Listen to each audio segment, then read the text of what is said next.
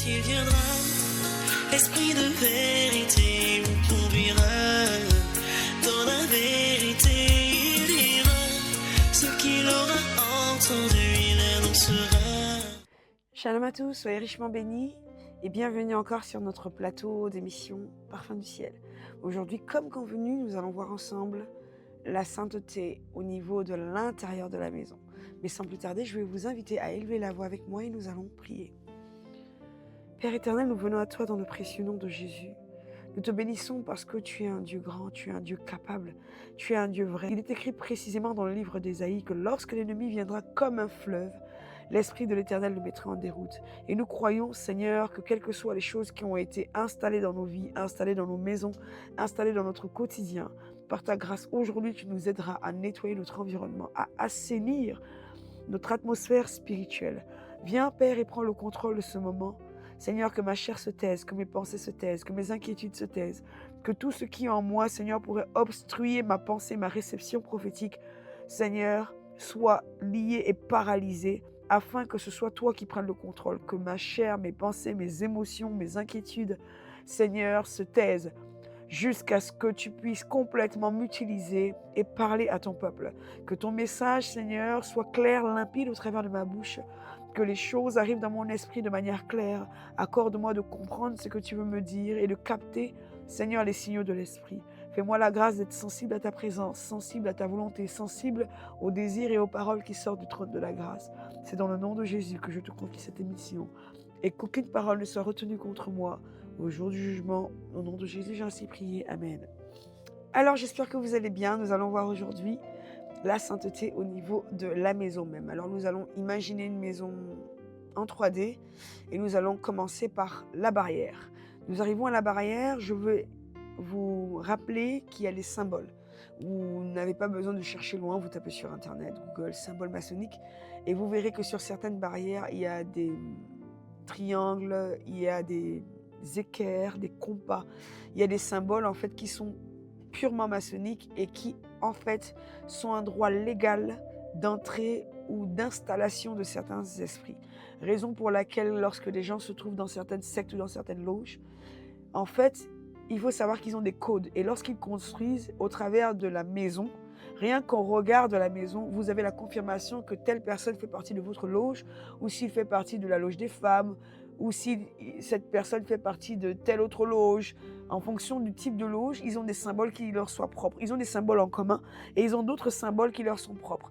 Et ces symboles-là, ils font très attention à ces symboles quand ils sont dans la construction et qu'ils ont la possibilité de choisir les designs qu'il y a sur les barrières de leur maison.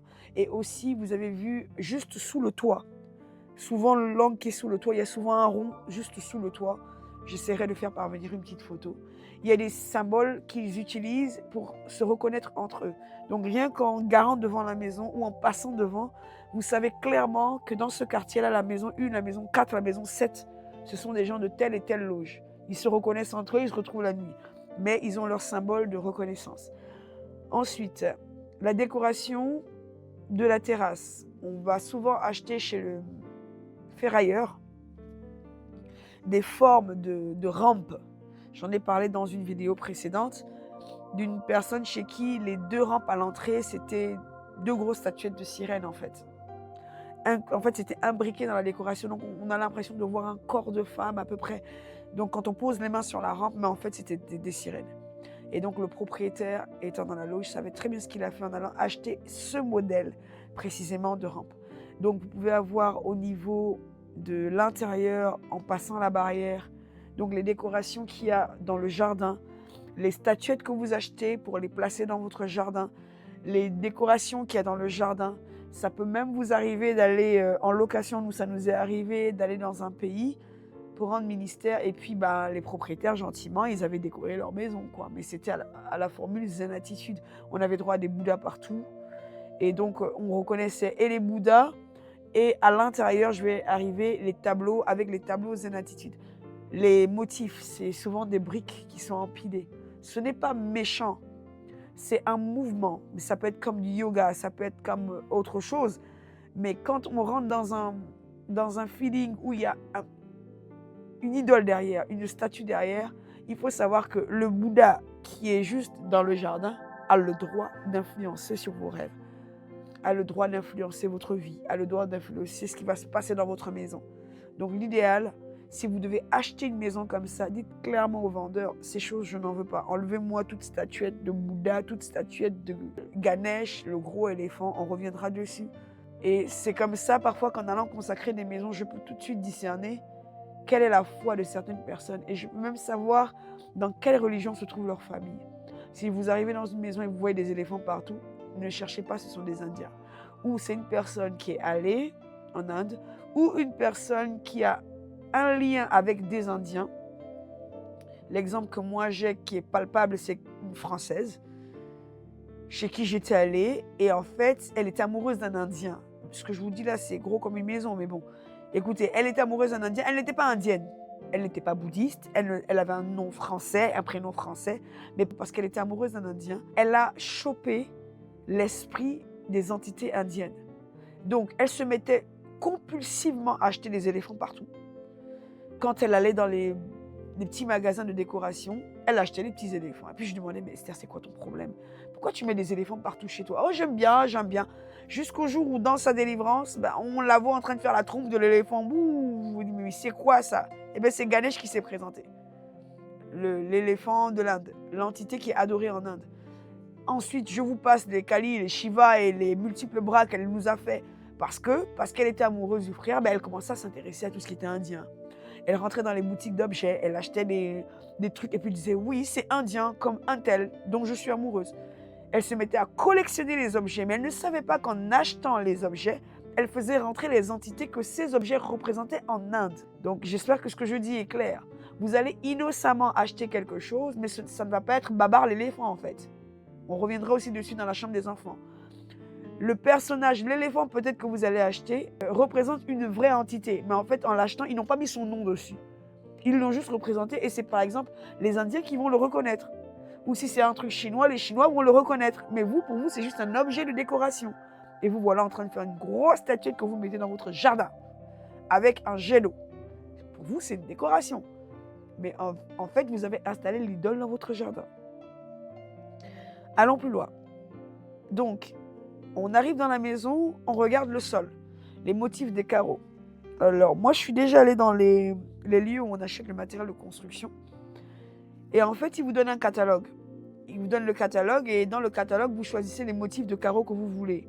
Si c'est de la mosaïque, si c'est du marbre, le type de carreau, la taille des carreaux et le design. Quand on va placer les carreaux au sol, vous avez déjà le design de comment est-ce que les carreaux seront positionnés. Et là, tout de suite, en regardant dans le catalogue, vous pouvez voir dans certaines images la façon dont les carreaux sont dessinés. Vous pouvez voir les symboles maçonniques. Vous pouvez voir les symboles de Baphomet, l'étoile, leur étoile, celle qu'ils utilisent dans la loge.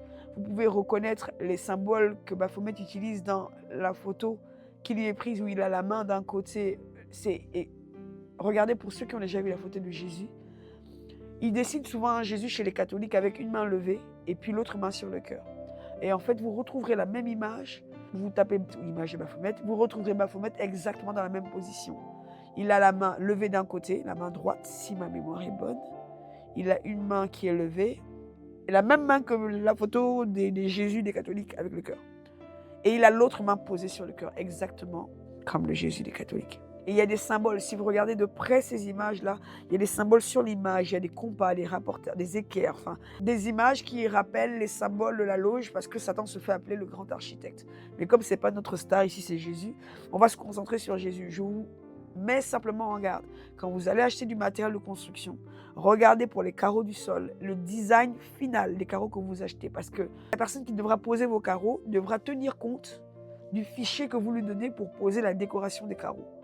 Et donc, si le design, en fait un gros symbole maçonnique, souvenez-vous que lorsque les satanistes ont besoin d'invoquer certains démons, ils doivent dessiner sur le sol un pentagramme. Et en fait, il y a des maisons où sur le sol, à l'entrée, vous pentagramme. Je ne citerai pas de nom, mais vous constaterez qu'il y a certains chantres chrétiens, je précise du Congo, parce que je l'ai vu moi-même dans le clip.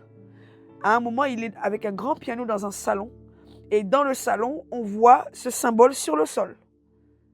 Donc là, vous devez vous poser des questions. Après, peut-être que gentiment, le frère est allé louer une maison pour tourner son clip. Peut-être. Mais Allô, dans toutes les maisons qui existent, il est malheureusement tombé sur une maison qui avait un symbole maçonnique au sol. Donc, c'était une parenthèse. On va avancer. Donc, on a vu les motifs des carreaux du sol, la décoration dans le jardin. On va rentrer dans le salon. Dans le salon, quand vous entrez dans un salon, une des choses qui est là en premier, c'est le canapé. Il est important de savoir si le canapé est sanctifié ou pas. Je tiens à préciser, si vos vêtements, vos canapés, votre lit ont vécu l'impudicité avec vous avant, vous verrez qu'à un moment, le Seigneur vous demandera de le changer. Pourquoi? Parce que lorsque les actes sexuels ont été posés, les démons sont venus s'attacher avec un droit légal. Et en fait, avec ce droit légal, ils ont le droit de vous accuser tout le temps. Ils ont le droit de vous rappeler ce qui s'est passé et même de vous pousser encore à retomber dans le péché. Ils ont un droit d'influence et de manipulation sur vous. Comment je le sais? C'est parce que mon pasteur a eu cette révélation où le Seigneur lui faisait entendre les démons qui étaient attachés à ses vêtements. Et les démons lui disaient, moi j'étais là, tel jour, au bord du lac, avec telle fille, quand tu avais forniqué. Les démons lui rappelaient le jour où ça a été porté, la scène et ce qui a été fait. Sur les caleçons, les t-shirts, les chemises, les pantalons. On reviendra dessus dans la chambre. Mais donc même votre canapé, si vous avez laissé votre nièce à la maison et qu'en votre absence, votre nièce a ramené ses petits copains, qu'elle a forniqué sur le canapé est capable de vous raconter ce qui s'est passé. C'est-à-dire que les démons sont attachés au canapé et un jour vous êtes en prière sur le canapé à genoux et puis le Saint-Esprit ouvre vos oreilles et en fait vous entendez, eh bien ici de toute façon ils ont forniqué. C'était un tel avec un tel et un tel. Ils ont fait ça, tant de fois. Les esprits sont attachés parce qu'ils n'ont pas été chassés, ils n'ont pas été identifiés. Vous me direz la formule la plus simple c'est de chasser. Je vous dis oui, c'est de chasser, c'est très économique. Mais je vous dirais aussi, écoutez le Saint-Esprit. Si le Saint-Esprit vous dit simplement, là tu peux chasser, c'est ta nièce, elle a fait des bêtises, ok? Mais si le Saint-Esprit vous dit, hé, ça là, ça fait partie de ton passé. Pendant des années, tu as forniqué dessus. Tu ne peux pas recommencer une vie, bâtir ton nouveau foyer avec des objets qui ont connu le péché. Il faut que tu te débarrasses de ce canapé. Obéissez et débarrassez-vous des canapés. Achetez-en un neuf. Marchez par l'esprit. Je ne suis pas en train de faire un enseignement où je vous dis jetez tous vos meubles parce que dans le passé, les gens ont forniqué. Moi, ça m'est arrivé d'aller à l'hôtel, à Dubaï. J'arrive à l'hôtel, le Seigneur me dit tu ne touches pas au lit parce qu'il est souillé. D'abord, tu vas prier. J'ai dû sanctifier le lit avant de pouvoir me poser dessus. C'était une expérience. Tu es épuisé, il est 2h du matin ou 4, tu es là avec ta valise. La première chose que tu as envie de faire, tu dis Seigneur, je te rends grâce. Vous ouvrez la porte de la chambre d'hôtel, vous dites Seigneur, je te rends grâce, je bénis cette chambre d'hôtel, merci de m'avoir permis d'arriver. Tu poses ta valise, tu veux te jeter sur le lit. Non, le lit est souillé. Oui, c'est une chambre d'hôtel. Donc combien de personnes sont passées là? Aucune idée. Il fallait que je prenne le temps de prier, de prendre autorité, de chasser, de lier. Parce qu'en tant que cliente, j'avais un droit. Je payais ma chambre d'hôtel. Et donc, ils vont devoir partir pendant mon séjour. Et ça va aussi avec l'autorité que vous savez déjà manifester, qui vous a été donnée par Christ. Mais de manière générale, ils ont un droit légal sur les draps, sur les serviettes. Bref, imaginez nos vies quand on va d'hôtel en hôtel et qu'on doit aller dans un pays. Prenez l'habitude de consacrer les chambres d'hôtel quand vous voyagez. Ensuite, on a parlé des canapés, les musiques écoutées dans la maison. Je reviens sur l'exemple d'un frère à l'église. Il écoutait souvent dans ses oreilles « Killing Me Softly » des Fugees. Traduction de « Killing Me Softly », « Tue-moi lentement ». Et il écoutait, mais personne ne savait qu'il l'écoutait. Et ils sont passés un jour en délivrance, et en délivrance, il a commencé à manifester et il s'est mis à casser les chaises. Très très forte manifestation. Et on dit « Mais c'est qui toi ?» Et l'esprit répond « Moi, c'est la chanson qu'il écoute tout le temps, « Killing Me Softly ». Oui. L'esprit de la chanson s'est revendiqué comme ayant un droit sur lui. Et on dit, mais sort, il dit non. Demandez-lui, c'est lui qui me fait entrer. Donc, ils ont arrêté la délivrance. Ils ont dit au frère, est-ce que tu écoutes telle chanson? Il dit oui, mais en fait, j'écoute avec mes écouteurs pour ne pas déranger les gens. Allô, mon ami, tu es dans la chorale à l'église et tu ne veux pas que tout le monde sache que tu écoutes cette chanson. Mais toi-même, quand tu écoutes la traduction des paroles, tu comprends que tu es en train de dire « tue-moi doucement ». Comment tu peux laisser ton âme, même si tu ne chantes pas devant tout le monde pour pas qu'on capte que tu écoutes les musiques du monde, tu laisses ton âme confesser « tue-moi lentement ». Et donc, dans la maison qui est censée être une maison de prière, une maison de Dieu, vous devez faire attention aux musiques que vous écoutez. Moi, c'est pas très compliqué. J'ai une de mes filles, quand elle rentre de l'école, juste quand elle a fait certaines choses, elle sent la sirène. C'est-à-dire, juste elle passe la porte. Mon mari peut lui dire, là, tu sens la sirène, elle rentre. Et puis quand il vient vérifier, il dit, t'as fait quoi aujourd'hui? J'ai fait ça, j'ai écouté ça, j'ai mangé ça. La sirène est rentrée nette. Ou elle a juste mis un nouveau parfum d'une copine, ou elle a juste mis tel bijou qu'elle n'était pas censée mettre. La sirène l'a suivi. Et il la flaire, là, il la sent passer derrière, il me dit, là, la sirène sur elle. C'est fort quand même. Ou alors, c'est le gamin qui va, le petit frère qui rentre dans la chambre, et il ressort de la chambre, et j'entends, où est-ce qu'il a ramassé cette sirène? Je dis, mais il sort de la chambre de sa sœur. Il dit, bah allons, on va trouver d'où il est. Et il rentre dans la chambre, il dit, bah voilà, c'est rempli de sirènes dans la chambre. Vous pouvez juste toucher à des choses, écouter des choses, et puis, innocemment, et ça laisse rentrer l'esprit.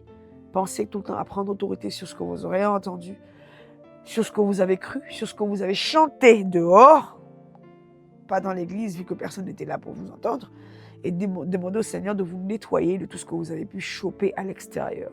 Là, j'en passe, des restaurants où on va s'asseoir pour manger, parce qu'il y a des musiques qu'on vous impose. Vous allez vous asseoir et puis la musique est là, vous n'avez pas le choix, vous la subissez. Il y a plein de choses comme ça que vous pouvez vivre à l'extérieur et qui vont vous suivre jusqu'à l'intérieur. Et d'autres que vous pouvez vous-même appeler ou que vos enfants peuvent faire entrer dans la maison quand vous n'êtes pas là.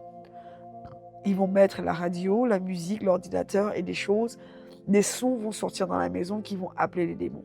Certaines personnes ont peut-être regardé Satanisme et Industrie de la musique, c'est sur YouTube. Et c'est 2 personnes qui font l'émission, un Camerounais, une Camerounaise, et puis ils expliquent l'histoire de Beyoncé, de Nicki Minaj, etc. Je l'ai regardé il y a des années. Et à un moment, vers la fin, je crois, ça parle de Rihanna qui explique comment, quand elle est en plein concert, en fait, elle fait répéter aux gens des incantations. En fait, en écoutant sa musique, vous êtes en train de répéter des phrases. Et ces phrases invitent les démons à rentrer dans votre vie. Parce que ça fait partie des pactes pour lesquels elle est devenue une star. On lui a dit, on te donnera des chants, et ces chants-là, tu les feras chanter aux gens, et en fait, les démons auront un droit d'accès à ces personnes directement. Donc oui, c'est possible. Simplement parce que vous avez entendu au restaurant, parce que les enfants ont écouté pendant que vous étiez en voyage. Vous arrivez et la maison est chargée de démons.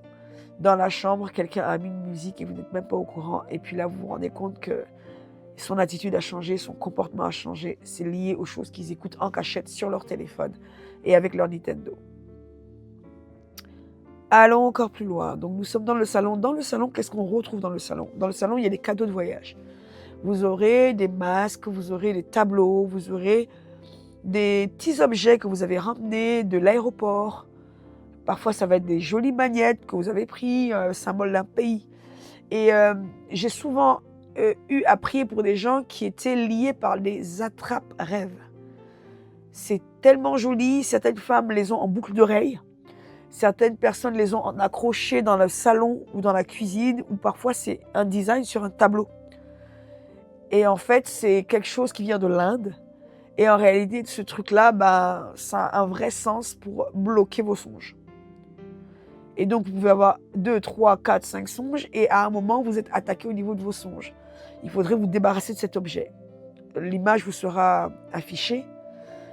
Et il y a plein d'objets comme ça. Donc, quelqu'un vous offre, quelqu'un était à Tahiti, je ne sais même pas, à Hawaï. Bon, les endroits les plus chargés, ça va être l'Inde, ça va être les endroits d'où on va vous ramener des petites statuettes, des petits bouddhas, des trucs comme ça. Mais souvent, comme vous ne connaissez pas le sens, ayez le réflexe, quand on vous offre un cadeau de voyage, d'aller sur Internet et de chercher la signification. Est-ce que ce cadeau représente une entité, un démon adoré ailleurs? Est-ce que ce cadeau représente quelque chose qui est symbolique pour les Indiens, les Chinois, les Hindous, les Baha'is ou n'importe quelle autre religion? Pour vous, c'est juste un cadeau. Mais en réalité, c'est un dieu que vous faites rentrer, un petit démon que vous faites rentrer dans votre maison au travers du magnète, au travers du tableau, au travers de l'objet de décoration. Parlons aussi de la tête des morts. Beaucoup d'adultes, même chrétiens, ont des t-shirts, des bagues, des objets, des symboles, des décorations, des designs sur les chaussures, tête de mort. Vous ne pouvez pas manifester la vie, libérer la vie, prier pour avoir la vie de Jésus et puis vous trimballer avec des têtes de mort. Le sens est clair, c'est en français facile, tête de mort, esprit de mort. Et donc, ne vous inquiétez pas. Ensuite, si vous vous rendez compte que vos enfants font des songes de mort, si ensuite vous êtes attaqué par des esprits d'accident dans votre voiture, si ensuite il y a des choses qui se passent dans la maison, des manifestations bizarres, parce que au travers de tout ce qui représente tête de mort, bague, objet, et j'ai même vu dans certaines maisons des ouvre-bouteilles, des décapsuleurs en forme de tête de mort. Ils disent, mais c'est juste un décapsuleur. Mais c'est une tête de mort, t'as rien à faire avec chez toi. Quand les satanistes ont ces objets, ils savent très bien ce que ça représente. Mais pourquoi vous, les chrétiens, par ignorance, vous récupérez tout ça là et vous les trimballez dans votre maison parce que c'est de la déco? Ça n'a rien à faire chez vous, même pas en forme de déco ni de poster. Ensuite, je reviens sur les Bouddhas et les attitudes éléphants. Vous pouvez apprécier une culture. Vous pouvez bien aimer les Indiens. Bon, je parle de ça parce que moi, c'est du vécu. Hein. J'ai vraiment dû aider des personnes dans la délivrance avec les objets indiens et puis j'en pouvais plus parce que ça allait dans tous les sens. Je me demande comment quelqu'un peut juste être amoureuse d'un Indien. Parce qu'elle est amoureuse d'un Indien, elle commence à voir des éléphants partout. Partout où on allait, elle trouvait un truc en forme d'éléphant, elle se l'achetait. Et en fait, ça l'a pollué. Et ça va plus loin. Elle a manifesté l'éléphant, elle a manifesté la baleine, parce qu'on lui avait envoyé un esprit de gloutonnerie. Elle a manifesté les Kali Shiva. À la vérité, elle n'y connaissait rien à Kali Shiva, une vraie française de chez française. Mais elle a fait rentrer tout et n'importe quoi dans sa maison. Ah, j'aime trop, indien, elle achète. Ah, j'aime trop. Mais eux, ils connaissent la signification. Toi, tu sais même pas. Qu'est-ce que tu vas ramasser le cadeau, l'objet, et en plus avec ton argent et le faire rentrer dans ta maison. Après, tu dis Saint-Esprit sanctifie-moi et sanctifie ma maison. Ça ne colle pas. Zen-attitude, je vous parlais des Bouddhas, les petites statuettes. Ils ont des visuels où il y a des bambous verts. Et les bambous verts, avec les pierres qui s'alignent, elles ont des tailles différentes. Tout ça, c'est Zen-attitude. Tout ce qui rentre dans le yoga, sachez que c'est un autre monde. On ne va pas parler du yoga aujourd'hui, mais le yoga, il y a certaines pratiques de sport qui ne sont pas saines. Si vous poussez dans le yoga, vous découvrirez qu'en fait, à un moment, vous devez sortir de votre corps. Tout sport qui vous demande de faire des étapes de concentration, taekwondo, aïkido, je sais pas quoi, judo, jiu-jitsu, toute la liste là. À un moment, il y a un niveau où on vous demande de passer par l'étape concentration. Quand on dit étape de concentration, ce qui se passe en réel, c'est que votre esprit est censé arrêter de réfléchir. En fait, on vous demande de faire le vide dans votre esprit. Et ce vide-là n'est pas biblique. La nature a horreur du vide. Ce vide n'est pas biblique. Et comme ce n'est pas biblique, un démon a le droit d'entrer en vous. Et donc, à ce moment où vous faites le vide, c'est un démon qui rentre en vous. Et c'est la raison pour laquelle certaines personnes qui pratiquent la concentration, le vide de l'esprit, ont la faculté de décoller du sol et de s'élever dans les airs. Parce qu'un démon, en fait, ce n'est pas eux, ce n'est pas une puissance. Ah, on va arrêter de se raconter des cracks. Ce sont des démons qui sont invités dans leur corps et qui les font décoller du sol. Donc, ça commence par un truc, oh, j'aime trop yoga, j'ai fait la pratique quand j'étais enfant. Et moi-même, à l'école où j'étais, au lycée au Sénégal, le yoga, notre prof pratiquait le yoga. Donc, on avait même le choix de faire des actes de yoga. Après, quand on vous demande de croiser les jambes, c'est pas la fin du monde. Mais à partir du moment où on vous demande de faire le vide de votre esprit et de vous concentrer, là, il y a autre chose qui vient prendre la place de votre intelligence. Pendant quelques minutes, il y a quelque chose qui se passe et c'est purement spirituel. Donc, tout ce qui va vous ramener à ces choses-là, qui va vous emmener dans les tendances New Age, qui va vous pousser à faire des choses que vous ne connaissez pas, que vous ne maîtrisez pas, qui sont juste à la mode ou qui sont juste design, vont ouvrir des portes chez vous. Ensuite, donc, dans le salon, nous avons les objets, les masques, les décorations, les petits cadeaux de voyage, les masques. Il faut savoir qu'en général, je ne connais pas trop les autres pays, mais en Afrique, au Gabon par exemple, les masques ou parfois les pierres de bigou qu'on utilise, ce sont des objets design. En général, quand les gens vont au Gabon, le souvenir qu'on leur offre, c'est des pierres de bigou.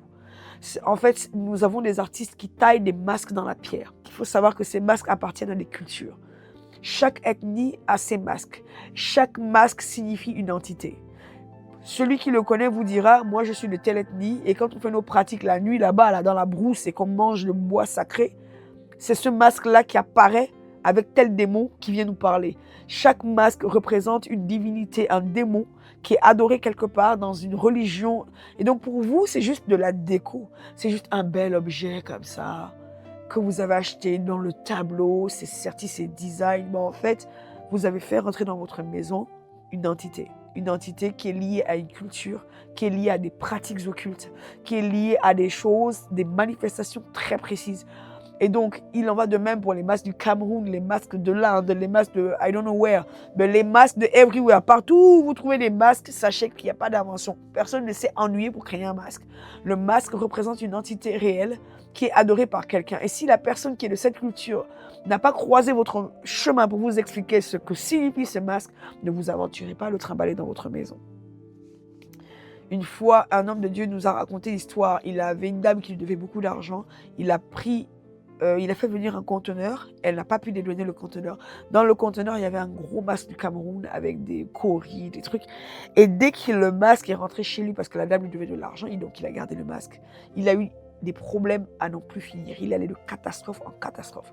Jusqu'à ce qu'un franc-maçon rentre chez lui, voit le masque, sachant quelle était la signification spirituelle de ce masque, il l'a supplié de le lui vendre à fort prix. Il dit, tu ne sais pas ce qu'il y a dans ce masque. Donne-le-moi, je suis prêt à te payer le prix. Il dit, mais la dame, en fait, elle me doit de l'argent. Ben, vas-y, je te le vends. Une fois que le masque est sorti de chez lui, les problèmes se sont arrêtés. Donc, faites attention à ce que vous faites entrer dans votre maison. Ensuite, vous avez une bibliothèque. On va aller dans votre bureau. Je n'avais pas prévu de le dire, mais si vous avez un ordinateur, que votre ordinateur est consacré à Jésus, évitez de regarder du porno sur votre ordinateur. Ne laissez pas vos enfants regarder du porno sur votre ordinateur. Que la souillure ne passe pas par le canal que vous avez consacré à l'Éternel. Il y a des personnes qui vont s'acheter un piano, un outil de travail, et qui vont le consacrer à Dieu. À partir du moment où votre piano est consacré à Dieu, votre ordinateur est consacré à Dieu, votre guitare ou je ne sais pas quoi, quelque chose que vous utilisez, votre tablette graphique, si vous êtes artiste, est consacré à Dieu, ne permettez pas à des personnes d'emprunter votre tablette et de regarder des choses qui souillent au travers de cette tablette. Vous vous rendrez compte qu'il y a des moments où Dieu peut utiliser votre tablette pour vous parler. Moi, Dieu utilise mon ordinateur, mon téléphone. Souvent, je dis au Saint-Esprit, s'il te plaît, dis-moi ce que tu veux que j'écoute. Et il va lui-même chercher le truc. Et puis ça bouge tout seul. Il fait bouger mon YouTube et il va sur la vidéo qu'il veut que j'écoute. Et parfois, ça lance. Je me retourne, je vois le truc qui fonctionne tout seul. Je dis, mais c'est quoi ça? Et je me rends compte que quand je laisse couler, c'est des réponses claires à des questions que j'ai posées ce matin. Dieu peut utiliser votre matériel. Alors ne le souillez pas. Veillez à ce que personne ne joue avec pour faire tout et n'importe quoi dessus. Donc, je parlais de la bibliothèque. Le temps est avancé, on va s'arrêter sur la bibliothèque avant d'aller plus loin. La bibliothèque est donc les esprits qui se cachent derrière les livres. Voilà. Alors, si dans votre bibliothèque, il y a des livres qui ne sont pas vrais, je vais aller plus loin. Moi, j'ai eu des livres chrétiens, je tairai le nom de l'écrivain, parce que c'est quelqu'un que je citais beaucoup et que j'aimais beaucoup, parce que j'ai lu quasiment tous ses livres. Et puis un jour, j'ai demandé au Seigneur, montre-moi encore quelles sont les portes ouvertes dans ma vie. Comment se fait-il que je reçoive telle et telle attaque? Et le Seigneur m'a montré, mais sans pitié, que tous les livres de cette femme-là, il faudrait que tu t'en débarrasses. Certains livres que vous avez dans votre bibliothèque portent l'esprit de mensonge. D'autres livres que vous avez dans votre bibliothèque ont été écrits par des personnes qui ont entamé une conversion, mais leur conversion n'est pas totale et complète. Et donc, vous pouvez trouver des erreurs dans leurs livres. Je ne vais pas me gêner pour dire quelque chose que j'ai reçu clairement de la part de Dieu.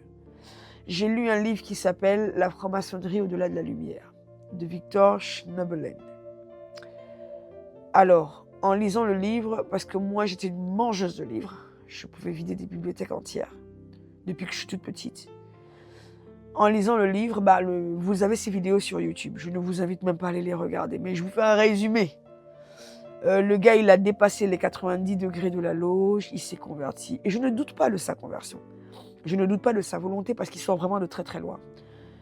Mais en lisant son livre, et il en parle même dans la vidéo qui est sur Internet, il explique la partie où il a dû faire le choix entre être un vampire, être un loup-garou. Il explique comment la chose s'est passée, il explique ce qui se cache derrière le fait d'être prêtre. Il y a des prêtres à un certain degré, en fait, des hommes de la loge, vous êtes obligé, arrivé à un certain degré de la loge, de devenir prêtre. En fait, ça fait partie du passage obligatoire. Donc, vous êtes franc-maçon ou rosicrucien.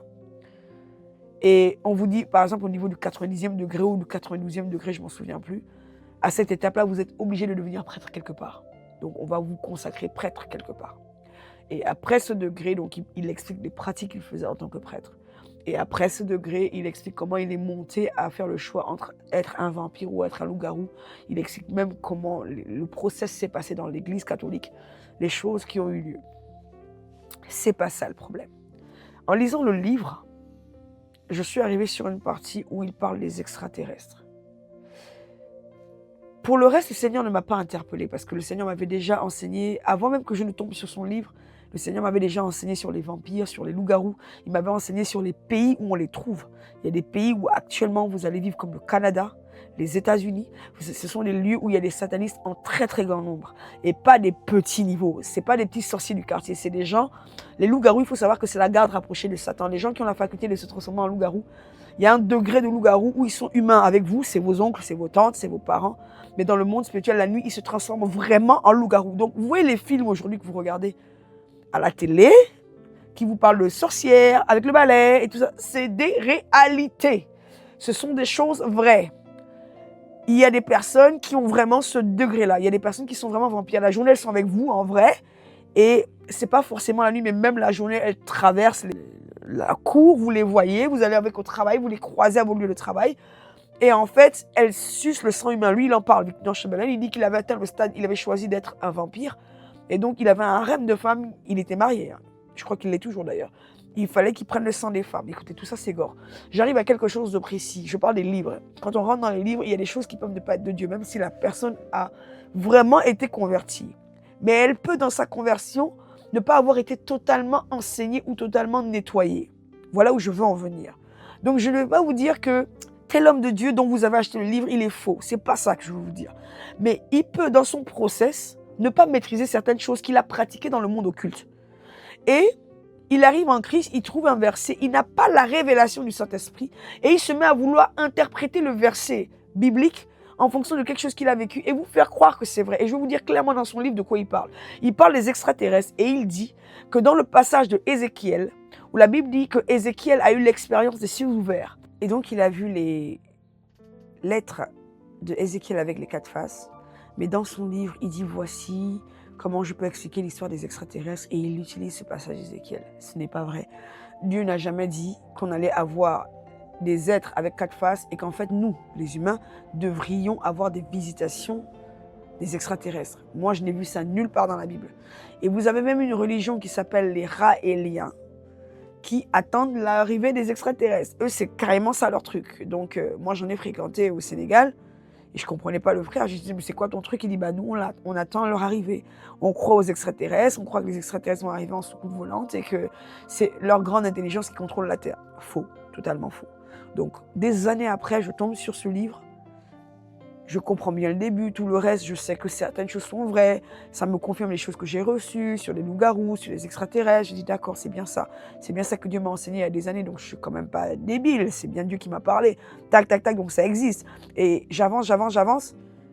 Et là, je tombe. C'est-à-dire que quand je suis arrivé au chapitre, j'ai senti dans mon esprit que ça s'est emballé. Non. Et je me suis dit, bon, on ne peut pas être dans la chair, je le fais, mais je vais prier. Et là, le Seigneur vient me visiter de nuit. Et il m'atteste, il me dit, ça, ce n'est pas de moi. Et donc, je respecte l'homme de Dieu, je crois en sa conversion, je crois en sa volonté de changer, je crois en le fait qu'il ait confessé tout ça sur ce qu'il a fait. Pour moi, c'est déjà énorme parce que là, à mon avis, si les gars l'attrapent, ils vont le tuer. Tout ce qu'il a sorti, ils vont le tuer. Mais je me dis, quand tu ne maîtrises pas quelque chose, une expérience du passé, ne va pas prendre un verset biblique pour vouloir appuyer quelque chose et ce n'est pas le Saint-Esprit qui t'a envoyé le dire. Et voici comment on peut se faire polluer dans notre esprit. Voici comment je peux lire un livre de conversion d'un homme de Dieu et je vais dire, ah bah du coup moi aussi j'attends les extraterrestres donc c'est biblique. Je peux attendre, je vais dire à mon fils, attends à 4h du matin, ta fenêtre, si tu vois une soucoupe apparaître, c'est Dieu. Non. Si votre fils ou votre fille vous dit qu'il a vu une soucoupe volante à la fenêtre, faites sa délivrance. Il a vu des démons. Il a eu une visitation maléfique. Ce n'est pas biblique. Il n'y a aucun verset dans la Bible qui dit que les êtres extraordinaires qui se tiennent autour du trône sont des extraterrestres qui vont arriver en soucoupe volante et qui ont une intelligence supérieure pour piloter les hommes. C'est marqué nulle part. Dans ma Bible, Genèse, Dieu a fait l'homme et il a placé l'intelligence à l'intérieur de l'homme. Et quand on veut des choses, parce qu'on est dans le péché, on demande au Saint-Esprit de nous inspirer. On n'a pas besoin d'attendre qu'un extraterrestre vienne nous visiter à notre fenêtre à 4h ou à 5h du matin pour nous révéler comment faire les mathématiques. Là, ça va trop loin.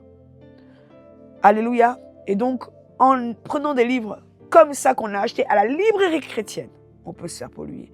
Donc, je ne vous parle même pas de tout ce que vous avez lu dans le monde. À un moment, il y a des livres dont vous devez vous débarrasser. Parce que dans votre bibliothèque, tant que le livre est là, l'esprit qui accompagne le livre est avec le livre. Et donc, ils sont là, ils vous font coucou dans la bibliothèque toute la journée. Vous priez, vous parlez en langue, vous envoyez le feu dans le salon, vous faites des réunions de prière. Mais tant que le livre est là dans la bibliothèque, l'esprit qui accompagne le livre est avec le livre. Donc, à un moment, le Seigneur vous mettra à cœur. Tu vois toutes tes bandes dessinées de Narnia, là. Le Seigneur des Anneaux, moi, je les ai tous lus. Hein. Harry Potter. Allez, les poubelles. Parce que c'est de la sorcellerie. Et j'ai même fait des rêves où, avec Harry Potter, je me voyais à l'école, où on était en train de me montrer comment faire les initiations en esprit. Parce qu'en fait, sachez que ce que vous répétez dans le livre d'Harry Potter, il donne les formules. Vous répétez des incantations. C'est pas très compliqué. Allez faire des recherches sur la femme qui écrit ces livres. Et puis vous-même, quand vous analysez les livres. Pour ceux qui connaissent le monde de la sorcellerie, c'est le hibou qui vous emmène des informations. Ne savez-vous pas que les gens qui ont été dans la vraie sorcellerie peuvent vous confirmer qu'effectivement, le hibou est utilisé comme un messager? Ce sont des réalités spirituelles qui sont dans Harry Potter. Donc il y a des livres, ça va faire long si je développe. Il y a beaucoup de livres que vous avez dans vos bibliothèques qui ne sont pas saints. Je reviendrai dessus sur la prochaine vidéo, nous allons prier. Et j'espère que le Seigneur va vous aider à voir clair sur les choses que vous avez dépensées, sur les choses pour lesquelles vous avez dépensé de l'argent et que vous avez mis dans vos bibliothèques, en fait, qui permettent aux démons de dandiner dans votre maison toutes les nuits. Prions. Seigneur, nous te disons merci pour ces partages, ces expériences qui ont été vécues, qui ont été lues et que j'ai même pu prouver en donnant les noms des livres afin que ce soit vérifié. Parce que tu es un Dieu vivant et tu es un Dieu de vérité. Tu ne partages pas ta gloire avec le mensonge. Tu ne partages pas ta gloire avec la souillure. Tu ne partages pas ta gloire avec l'idolâtrie. Et la Bible dit, soyez saints car l'Éternel, votre Dieu, est saint. Nous prions, Père, qu'au travers de ces enseignements, un frère et une sœur reçoivent de toi une visibilité sur les choses qu'il a fait rentrer dans sa maison, sur les choses pour lesquelles il a investi de l'argent, pour lesquelles il a même payé quelqu'un en disant « Ramène-moi ce souvenir de tel ou tel pays » et qui en réalité sont des démons qu'il a fait rentrer chez lui. Nous prions, Père, que ton intelligence soit accordée à nos bien-aimés, que leur cœur s'ouvre, leur intelligence s'ouvre, leur capacité à capter les attaques de l'ennemi contre leur vie de prière se fasse. Révèle-leur les choses cachées, montre-leur ce qui se cache derrière chaque statuette, chaque tableau qui a été offert par un ami païen, par un ancien dragueur. Révèle-leur les choses cachées. Révèle-leur, Seigneur, les objets qu'ils ont ramenés de voyage, tellement mignons, tellement jolis, mais totalement chargés. Révèle-leur qu'est-ce qui peut être à la source des attaques de leurs songes, de leurs visions, de leurs révélations, de leurs prophétiques, des canaux spirituels. Qu'est-ce qui peut attaquer leurs canaux spirituels? Agis, Seigneur, et montre encore tout ce qui se cache derrière les objets qui couronnent dans leur armoire, qui couronnent dans leur placard, qui couronnent dans leur hall d'entrée. Révèle les choses cachées. Fais grâce à tes bien-aimés de pouvoir revoir leur vie, revoir leur environnement quotidien, revoir leur maison, revoir leur salon, revoir leur terrasse, revoir leur jardin, revoir toutes ces choses qu'ils estimaient comme des décorations. Révèle les choses cachées. Père, je prie qu'au travers de cet enseignement, tes bien-aimés aient des révélations claires dans les maisons où on les enverra louer, qu'ils captent des choses à l'avance et qu'ils les mettent hors de la maison et qu'ils chassent les esprits qui sont liés à ces objets.